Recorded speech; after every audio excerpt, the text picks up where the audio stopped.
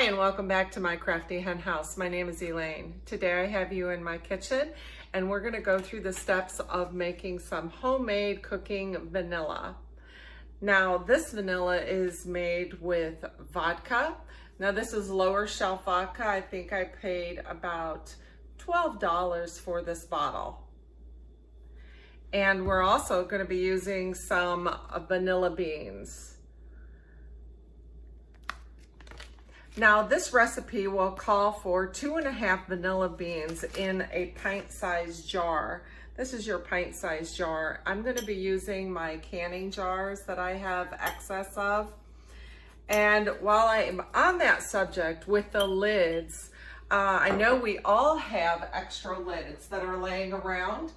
We have our jams and our jellies and our relishes that we use, and we save the lids. What I like to do is I have this old sugar container and I put all of my extra lids and extra rings in this box and keep it right on the counter. There's so many different items that we can use these older lids and rings for, and this is one of them. So what I do is I take my new canning jars and I will take the ring off and I take the new lid right off the jar, and inside this box I have a baggie. I take the new lids that came off the fresh jar and I put them inside the baggie. This way I know that all the lids that are in here are good lids. It's not recommended that you use lids in your canning methods over and over again. Usually they're good for one-time use.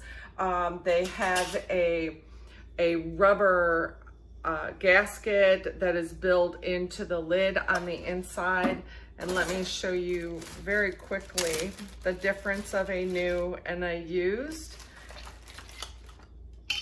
So this is a larger ring, and as you can see, if you look at the outside impression of this built-in gasket area, it's nice and smooth. This lid has not been used. Now this one here has been used, and you can see that there's actually an indentation of where it fit on top of the jar in either the pressure canning or boil bath method. This would be an old lid, and this project is perfect for an old lid. It does not have to be boil bath. It does not have to be pressure canned. You just simply fill your container with your vodka and your vanilla beans, and you can put your older lid on there, tighten it down, and you're gonna let this sit on the shelf and cure over time. So let's get started with the process of putting this homemade vanilla into our pint-sized jars. So this recipe calls for 2.5 vanilla beans per pint jar. And we're going to use the Madagascar vanilla beans. They are a wonderful gourmet bean, and I purchased these actually through Amazon, and the site is vanillabeankings.com, or you just go right to Amazon and look for Madagascar. They have such a wonderful pungent aroma. And I've pulled 5 pint jars. I'm not quite sure if this entire bottle will fill the pint jars. But what we'll do, first of all, is we're gonna go ahead and we're gonna pull our vanilla beans out.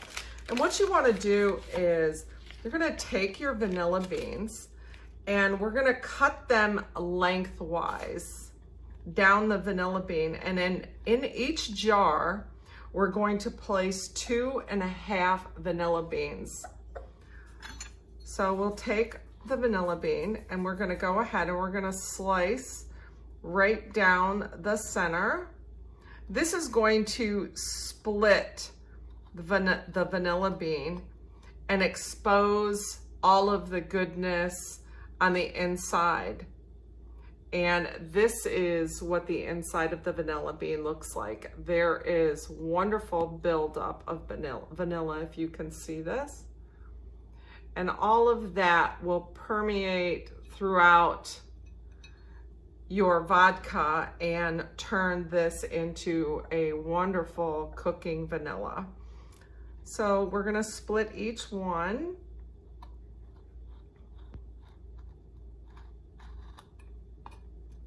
There's two, and this one will be a half. We're just gonna go right down the center, and let's cut this one in half. And so we'll cut these in half as well. And we're gonna go ahead and drop those into one of our jars. And we will continue on with this process for each canning jar.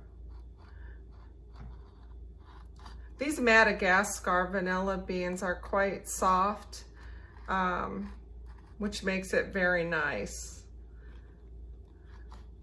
to slice them. So let's go ahead and continue on and cut up each one of these and fill them into their jars. So we filled 1, 2, 3, 4 pint-sized jars with the vanilla beans that I had left over in this packet. I did not open this packet because I didn't want to only do one more jar and take away the freshness of this packet by opening it up. So this will be plenty for right now. So then what we're gonna do is you're gonna go ahead and you're gonna take your vodka and you're gonna fill up your jar.